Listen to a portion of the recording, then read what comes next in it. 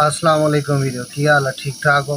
मैं थोड़ा वीर Saqib मैर YouTube channel साझा पंजाब। सियाने कहते ने बुरे नूं ना मारो, बुरे दी मां नूं मारो।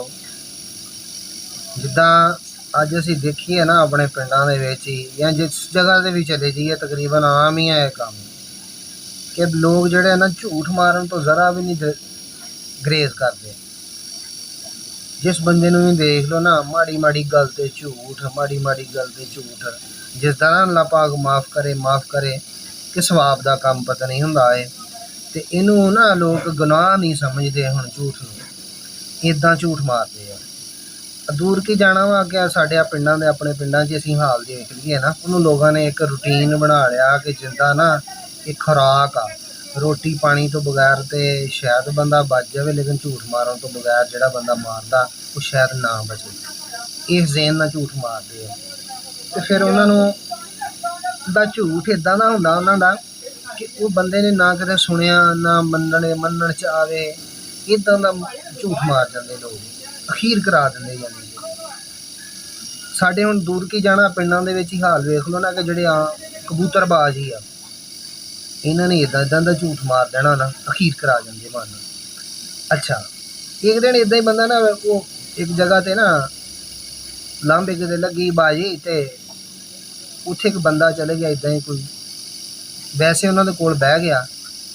कबूतरबाज इकट्ठे होए सी यानी सारे वो उन्होंने कोल जदों बैठा तो वो लग पे गल्लां करन कबूतरबाज। हुण जदों गल्लां करन लग पे तो एक कहंदा असीं अज तो नहीं असीं ये अज दे नहीं पापड़ वेलन डे, असीं ये दादियां परदादियां तो जद्दी पुश्ती कबूतरबाज हाँ। तैनूं की पता मेरा दादा जिड्डा कबूतरबाज सी। हाँ दादे मेरे ने कबूतर डाया सी ते कबूतर जिहड़ा वा 11-12 बजे कबूतर पिंड च इलाके च नज़र आउंदा रहा उत्ते, ठीक है। ते कबूतर जिहड़ा मुड़ के 11-12 बजे तो बाद कबूतर इलाके चों बाहर चला गया ते कबूतर मुड़ के मुड़िया 20 वरियां बाद कबूतर जाके मुड़िया सी। हाँ ते कबूतर जदों मुड़िया ही 20 वरियां बाद ते घर ते आण के ते मारदा सी ਠਾਪਾਂ। जदों मारियां उन्हें ਠਾਪਾਂ ते मेरे बुढ़े ने वेख्या उन्हें आख्या कबूतर ते अपना लगदा है ਠਾਪਾਂ मारन दिया घर ते। बुढ़े मेरे ने लाई ढांगी कबूतर ला लिया। हाँ पुछण वाले ने पूछा भी वो 20 वरियां बाद दादा तेरा जींदा नहीं सी? उन्हें कहा नहीं नहीं दादा तो मर गया सी, कबूतर जड़ा ना वो मेरे ते बुढ़े ने लाया फिर। हाँ तो कबूतर जो बुढ़े ने लाया भी तेनों बंदा पूछे भी अल्लाह माफ़ी दे कबूतर दा दादा तेरा कबूतर दा सटे लैके छड़ गया सी इत्थे भी 20 वरियां बाद कबूतर आना ही तो प्यो पुत नूं अपने नूं दस गया ही, उन्होंने कोई बूटी समझा गया ही भी 20 वरियां बाद कबूतर मुड़ेगा तो उन्होंने कबूतर नूं ला लवी। हाँ फिर 20 वरियां बाद दादे ने कबूतर छड्डिया, दादा मर गया तो कबूतर जींदा है तो 20 वरियां बाद प्यो कबूतर पछाणन भी दिया भी साडा आ दसो। हाँ कोई मनण जाउंदी गल मारना एडे पक्के पै मूँह ना झूठ मार जाते आ बंदा जड़ा ना हस्सण जोगा ना रोन जोगा अखीर करा जाते मन। वो फिर इन्हां दियां अखां अखां इन्हां दियां अल्लाह पाक माफ़ करे पता नहीं किते बाज दियां अखां फिट कीतियां होंदियां रब ने। जेड़ा दूरों कबूतर उड़दा उत्ते कई उत्ते बुलंदी ते उड्डण दिया हुंदा इन्ना उच्चा आम बंदे नूं तो कबूतर ही नहीं नज़र आउंदा साडे वर्गे नूं ते कबूतर केड़ा किदां कित्थे उड्डण दिया। इन्हां नूं फिर उत्थों थल्लों वेख लैंदे आ कबूतर खटियां अखां दा वा, कबूतर कालियां दा वा, कबूतर चीना वा, कबूतर दा पल्ला लाल आ, कबूतर दा पल्ला हरा आ, सारा कुछ दसदे थल्ले बैठे। इन्नियां अखां भी तेज है इन्हां दियां अल्लाह खैर करे हैं ते अल्लाह माफ़ करे इन्हां दे कोल भाई बह के तो मेरे भाईया अपना जेन ते अपना दिमाग जेड़ा ना इनू बंदा चुस्त कर लवे भी ये भाई ये इन्ना डाटा रिसीव करना आ।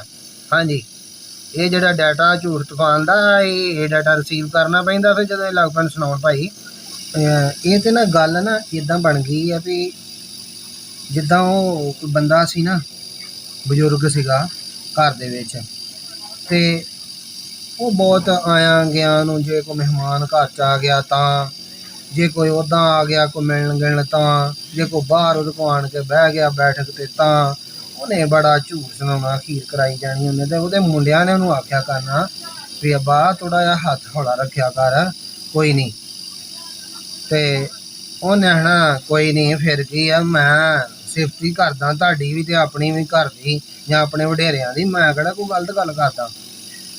ਉਹਨਾਂ ਨੇ ਆਖਣਾ ਬੰਦ ਤੂੰ ਨਾ ਕਰਿਆ ਕਰ ਏਦਾਂ ਦੀ ਸਿਫਤ, ਸਾਨੂੰ ਨਹੀਂ ਚਾਹੀਦੀ।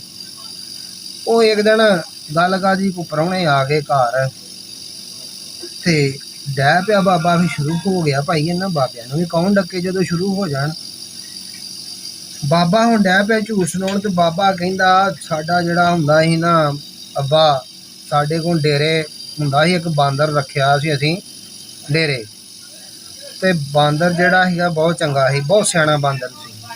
ਤੇ ਬਾਂਦਰ ਦੀ ਪੂਛ ਜਿਹੜੀ ਸੀ ਨਾ ਉਹ 3 ਕਿੱਲੇ ਲੰਮੀ ਪੂਛ ਸੀ ਉਹਦੀ। ਪ੍ਰਾਹੁਣਿਆਂ ਜਦੋਂ ਸੁਣਿਆ ਉਹ ਹੱਕੇ ਬੱਕੇ ਰਹਿ ਗਏ, ਉਹ ਨਾ ਹੱਸਣ ਨਾ ਉਹ ਰੋਣ ਵਿਚਾਰੇ। ਹੈਂ, ਉਹਨਾਂ ਨੀਵੀਂ ਪਾ ਲਈ ਠਾਂ, ਮੁੰਡੇ ਹੁਣ ਵੇਖਣ ਉਹਦੇ ਹੱਲ ਵੀ ਬਾਬਾ ਕੰਨ ਕੀ ਡਿਆ। ਹੁਣ ਪ੍ਰਾਹੁਣਿਆਂ ਦੇ ਸਾਹਮਣੇ ਕਹਿ ਵੀ ਨਹੀਂ ਸਕਦੇ ਪਿਓ ਆ। ਬਾਬਾ ਬੈਠਾਵੇਂ ਭਾਈ 3 ਕਿੱਲੇ ਲੰਮੀ ਆ ਉਹ ਪੂਛ ਆ ਬਾਂਦਰ ਦੀ, ਬੱਲੇ ਅਖੀਰ ਕਰਾ ਗਿਆ ਗਏ। ਅੱਛਾ, ਉਹ ਪ੍ਰਾਹੁਣੇ ਤੇ ਗਏ ਖੈਰ ਚਲੇ। ਹੁਣ ਬਾਬੇ ਨੂੰ ਮੁੰਡਿਆਂ ਨੇ ਕਿਹਾ ਵੀ ਅੱਬਾ ਆਖੇ ਤੈਨੂੰ ਅਸੀਂ 20 ਵਾਰੀ ਗੱਲ ਕਹੀ ਹੈ ਯਾਰਾ ਵੀ ਹੱਥ ਥੋੜਾ ਜਿਹਾ ਹੌਲਾ ਕਰ ਲਿਆ ਕਰ, ਕਿਉਂਕਿ ਚਲੋ ਮੰਨਣ 'ਚ ਤੇ ਗੱਲ ਆਵੇ। ਤੇ ਉਹਨੇ ਆਖਿਆ ਲੈ ਇਹ ਕਿਹੜੀ ਗੱਲ ਆ, ਚਲੋ ਕੋਈ 3 ਕਿੱਲੇ ਨਹੀਂ ਕੋਈ 2 ਕਿੱਲੇ ਤੇ ਹੋਏਗੀ ਲੰਮੀ ਪੂਛ। ਉਹਨੇ ਕਿਹਾ ਅੱਬਾ ਜਾਣਦੇ ਹਜੇ ਵੀ ਕੋਈ ਥੋੜਾ ਘੱਟ ਕਰ, ਤੇਰੀ ਮਿਹਰਬਾਨੀ ਹੈ ਕੋਈ ਘੱਟ ਕਰ। ਉਹਨੇ ਕਿਹਾ ਲੈ 3 ਕਿ 2 ਕਿੱਲੇ ਨਹੀਂ ਤੇ ਫਿਰ ਕਿੱਲਾ ਕਿਤੇ ਹੋਏਗੀ ਨਾ। ਉਹਨਾਂ ਨੇ ਕਿਹਾ ਅੱਬਾ ਤੇਰੇ ਅੱਗੇ ਹੱਥ ਬੰਨ੍ਹਦੇ ਆ, ਬਸ ਕਰ ਨਾ ਕਰ, ਰਹਿਣ ਦੇ ਇੱਥੇ ਗੱਲ ਨੂੰ। ਲੈ ਆਖੇ ਕਹਿੰਦਾ ਮੈਂ ਹੁਣ ਤੁਹਾਡਾ ਕਰਕੇ ਆਪਣਾ ਬਾਂਦਰ ਲੁੰਡਾ ਕਰ ਲਵਾਂ ਆਖੇ।